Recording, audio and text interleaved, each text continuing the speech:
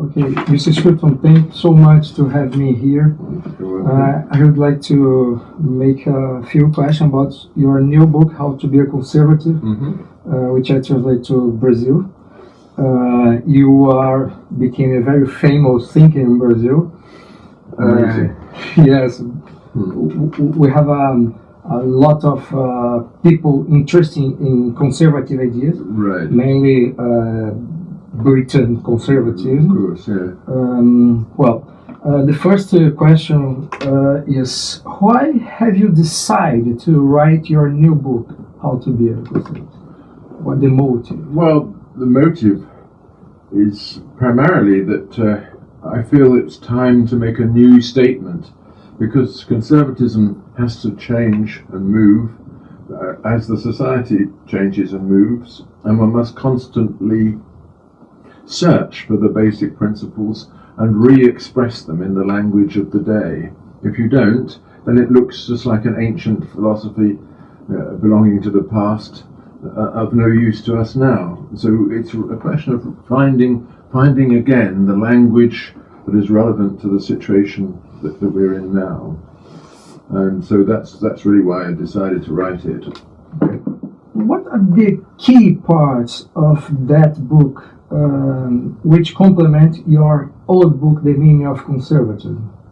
Well, The Meaning of Conservatism I wrote when I was really quite young, and it was an angry book in a way, because it was my protest against the socialist establishment which had dominated British politics since the Second World War, and in particular in my youth and my university days. So I was really, in that book, trying to say, look, there is this other thing that has been obscured, that people have tried to hide, which is the real thing that identifies our political loyalties, and we must understand that. So I expressed it quite aggressively, and now being an older man, having suffered all the consequences of my angry youth, I decided it's time to express it in a more serene, calm and forgiving way, and also to show some toleration towards all those people who disagree with me. Okay, your old book, The Meaning of Conservatism, is very critic of the Thatcher free marketeer thought and so on. It was written partly because I felt that the real alternative to socialism was not the free market libertarianism, but something more like a national tradition, a tradition of social unity. But of course I was not hostile to the free market as such, but my feeling was that the free market must be combined with a respect for institutions, for continuities, for traditions and so on, and that was being ignored, partly because of the influence of American libertarian thinking. But have you changed your mind in this point, or your mind is the same? Yeah, I haven't. I have changed my mind about quite a lot of things. Changing your mind is the best proof that you've got one. So I changed my mind certainly about in the sense that I feel that properly understood, the free market is part of our traditional order, and not the destruction of it. But of course, it does have to be combined with the restraints that make it acceptable to all the people who don't profit from it, and that is the great difficulty in politics. The best way is to identify the free market with the important elements, to balance it all the principles and you have to balance it with the needs of community, and with the dependence of many people on support, and this is something which has happened more and more in the world in which we are, and it's a great problem. If you give people too much support, you undermine their own will to live and their own will to be part of the community. But if you don't give them any support, it has the same effect too. Okay. Is it supposed to be a conservative if you are not a mature individual? Well, yes, because all children are naturally conservatives. Because they depend on their parents, and they, if they're lucky at least, they love their parents and their parents love them. They recognize that they are born into an order greater than themselves, and they hold on to it. They want to cling to it because it means safety, security. So, and becoming, the human being has many stages of development. He begins as a conservative, as a child.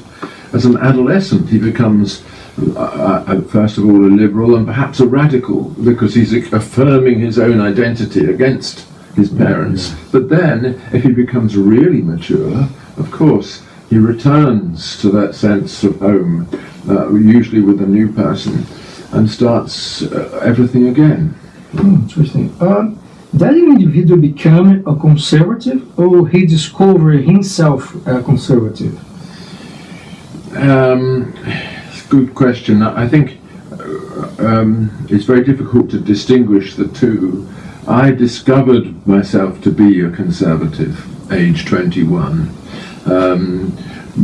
only because I hadn't been anything before, and then I was confronted with May 1968 in Paris, and I thought, whatever these people believe, I believe the opposite, and so I discovered what it was that I believed in that way.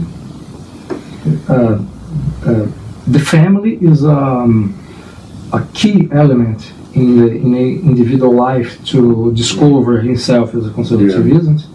Yes, the family is a great political question for us today, because the conservative position in European culture, in fact in all cultures, has been based upon affirming the family against the state. Saying that here is the source of our moral and our social feelings. It's not the apparatus of government that produces these things, but the family, partly because of the work of the state, the family is much weaker now, and of course in Europe it is collapsing. So this is one of the great difficulties for conservatives, how to hold on to the idea of the family in a time when people are not getting married, they're having children outside marriage, and they're getting divorced, abandoning their children, all this. What are we supposed to do about this? And I think this is becoming a problem in Brazil too. Yes. What are the main elements that identify a conservative? Well, the main elements. Well, first of all, respect for social inheritance, respect for the things that have come to you from your ancestors and from people who've gone before. Secondly,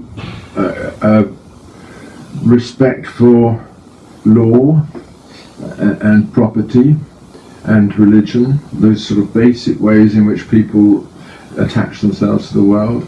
And then also the openness to opposition, the desire to solve questions through negotiation, discussion, agreement if possible, not by imposing a solution from above. Okay. Usually conservatives deny that view of conservatism as an ideology. What's your perspective about it? Well, conservative is a disposition, political philosophy. I think, of course, it is a disposition, and human beings are of many different kinds, and people with conservative disposition are not obviously distinct from people with radical disposition, and it's true that conservatives are suspicious of comprehensive philosophies. They don't think that life is about having a system of solutions. It's about dealing with problems as they arise, dealing with other people in mutual respect and so on. So to that extent it's true that conservatives are suspicious of ideology, but nevertheless they should not be suspicious of ideas. because we all need ideas. We have to have a conception of what we're doing if we're to do it at all. Okay. What the conservatives have to do when in power to control the Leviathan nature of the state? Right. It's a big question.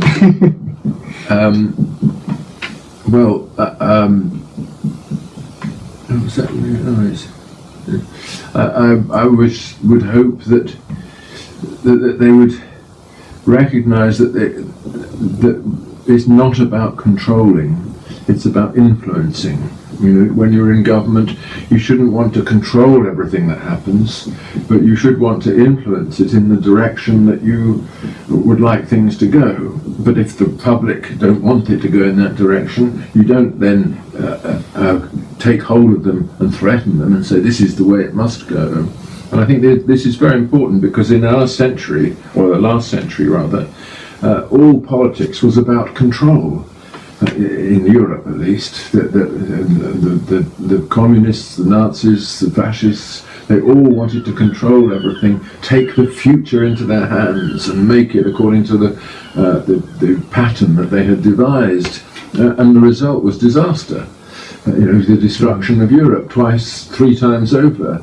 So that, I think we should learn the lesson that politics is not about controlling things, it's about managing the crises here and there, seeing if we can reconcile all the conflicts.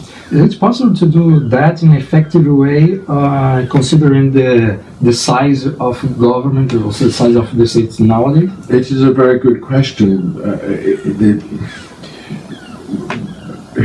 Of course, because our societies are now huge, and they have reached the limit of their expansion, really, and we see that because the populations are now beginning to decline. But still, it requires a great deal of organisation. You can't deny that. Much more than was necessary in the Middle Ages or in the 19th century even. But there is organisation which respects people, an organisation which tries to control them. We still have to go for the first kind of organisation and not the second. And that means, for example, in the case of schools, we all believe that children should be educated, but we don't all believe that schools should be controlled by the state. We can say here to the citizens, here you are, you must educate your children, but it's up to you how you do it. And you can certainly put them in private schools if you like, and maybe the state could even subsidize you to do that. But it's up to you to play your part. Okay. You quote Hayek concepts in your new work and in other articles and books. And Hayek in the past wrote a famous essay called Why I Am Not a Conservative. What do you think about that essay? Because it seemed to me that Hayek he positioned himself as a conservative in other way. Yeah, of course. I think you have to see that essay in the context in which he wrote it. It was the 1950s sometime, wasn't it? Where he was looking on the post-war politics in Europe. And was very disillusioned, especially with the conservative parties, like our Conservative Party, which had simply accepted the whole statist result of the Second World War. For them it was as though the state was the only victor in the Second World War, and of course the European Union grew out of that attitude, that we need a comprehensive state to control everything. And that's why Hayek said, I'm not a conservative, I don't belong to any of that. I'm an old-fashioned classical liberal. But since then, I think it's become much more clear that the arguments for Hayek's kind of liberalism are also part of conservatism too. Okay. What's your opinion about the Austrian School of Economics? Well, I think it was a brilliant intellectual adventure, and people still have not fully absorbed the lesson. I think certainly von Mises and Hayek and Babek, but von Mises and Hayek, between them, destroyed the possibility of a socialist economy, and I think they gave the conclusive arguments against it. Of course, they didn't solve all the questions of economics, because these questions are not just scientific ones, but I think you have to take very seriously what they... Do you think that a conservative government have to use the also economic tools to Well, it has to recognize the truth in the Austrian argument, in particular, the truth that we don't really know the economic information that we need, except in the context of free trade and free negotiations, free transactions. As soon as you try to control the transactions on which an economy depends, you lose the information that you need to make it operate successfully. or destroy the information? Yeah, and that argument means that you've got to be extremely careful with all your interventions in the market. Of course, they may be necessary, nobody can deny that, but they have to be done in a certain spirit of caution and skepticism. Okay, to end our conversation, what you could say to the Brazilian conservatives, really, your Brazilian conservative readers? Well, I wish I knew more about about their who they are and what their worldview is. But I suppose one thing I would say is that Brazil is obviously an incredible country, unique in the world, not just because of its ecological inheritance, but which is one of the great treasures, but also because it's Portuguese speaking, speaking a language which sort of isolates it from its surroundings. But nevertheless unites it to Europe. So I think I would say hold on to your European inheritance and your Christian inheritance first and foremost, and also respect your great ecological inheritance, and perhaps try and keep the multinationals at a distance, because they all want to get hold of Brazil and make it their own. And it should be yours. Okay, Mr. Scruton, thank you very much. Thank you.